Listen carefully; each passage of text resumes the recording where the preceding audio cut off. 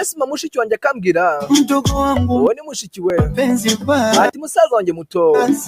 ukeneye gufata akaruko mu rukundo ila nang'ang'ania usa nkanga nkinangira nikiumizwa na huyu ati uyu munsi ndi kubabara kesho na n'umwe wengine ejo nkafata undi umva amagambo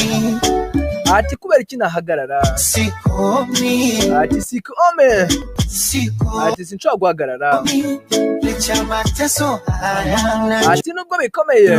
sikomi ati nibaza ubwanjye sikomi ati kuki nahagarara sikomi ati kuki nahagarara sikomi ati kuki nahagarara licha mateso haya ati nubwo ari ibibazo